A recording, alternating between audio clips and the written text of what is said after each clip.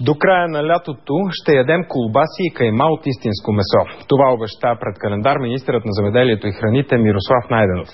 Вече е готова наредбата, с която 9 продукта влизат в защитен списък, наречен Стара планина. Как ще се променят цените на качествените продукти и каква ще е съдбата на останалите колбаси, често с неизвестно съдържание, вижте в репортажа на Мария Цънцарова и Станислав Илиев. Ако в момента на трапезата ви има кренвирши, кебабчета и кюфтета, пожелаваме ви добър апетит и се надяваме да не живеете с вярата, че хапвате месо за вечеря. Никой не знае в момента какво яде. Изясняването започва. Експертите ще пишат съдържанието на истинските колбаси.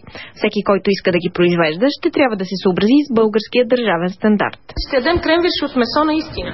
Ако се казва кренвирш, ще бъде от месо. Ако се казва кебабче, ще бъде от месо. Ако не е от месо, няма да е кренвирш. Аз наскоро направих предложение да се кръсти, примерно, соева пръчица. Така ще можем и по името да ги познаем. С присъствието на месото в местните продукти обаче и цената ще скача. Не може кайма от примерно 60% свинско и 40% телешко месо, без уши, крака, копита и каквото и да е друго, да струва 3,50. Няма как да се случи. Реалната цена на такъв продукт трябва да бъде 7-8 лева. Потребителите ще получат и бонус избора да платят 3,50 или 8 лева, с привилегията да знаят за какво плащат.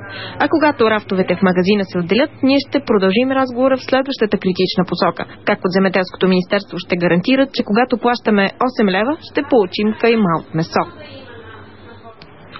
Нито куче, нито лешоят би се осмелил да хапне от ястието, за което ще ви разкажем в следващия репортаж. Предупреждавам ви, че ако в момента се храните, кадрите няма да ви харесат. Кюфтета от топлия щанд. Една чудесна идея за вечеря. Но не и в случая на това софийско семейство. Всичко започва съвсем невинно, по начин познат на всички ни. Купих си от магазина 10 кюфтета и 2 кебабчета от топлата витрина на магазина. Направих къщи гарнитура. Седнахме да вечеряме. Аз погълнах 3 от тях, без да гледам, защото бях гладен вечерта, гледах телевизия, матч. До тук с невинната позната на всички история. Оказва се, че в менюто на семейството тази вечер, освен смляно месо с подправки, има и още една доста по-жива съставка. Кюфтетата имат черви. Те бълваха от кюфтетата, ама какво да ви кажа, гнездо. Ние останахме потресни. Те се разхождаха в кръг около чинията и кюфтетата. Аз не съм гнуслив, но мога да ви кажа, че от сутринта дори даже като станах, само при мисълта повърнах. За семейството не закъсняват както стомашните проблеми, така и гневът срещу представителите на магазина. Мога да собственика на самия магазин да го покана да хапне от същата вечеря. Вместо от магазина да дойдат на гости у семейството, ние отидохме на гости при тях.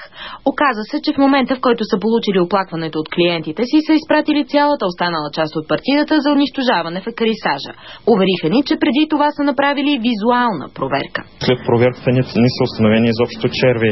Не знае как е съхраняла и клиентката тези въпросни кюфтета. Просто при нас гарантирам, че не може да се получи такова нещо. От магазина ни увериха, че досега оплаквания от този продукт на тази фирма никога не е имало. Междувременно на топлата витрина вече бяха позиционирани готови за употреба кюфтета от същия вид, но от нова партида. И тук идва мястото на държавата, която обаче в този случай не си е на мястото. Нито ДВСК, които са проверили обекта на следващия ден, нито РИОКОЗ, при които е била дадена проба от кюфтетата, успяха да ни дадат отговор на въпроса, защо в тях е имало не само свинско, но и червеи. Затрудниха се дори да отговорят, коя от двете институции в крайна сметка отговаря за този тип продукти. Ето тезата на ДВСК.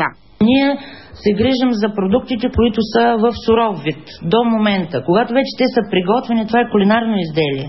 И всички кулинарии са при тях. От РИОКОЗ обаче контрираха, че те не се грижат за никакви продукти от животински происход, били те печени или сурови. Въпреки че вече цяла седмица именно в бившето ХЕИ престоява пробата на кюфтето с екстри.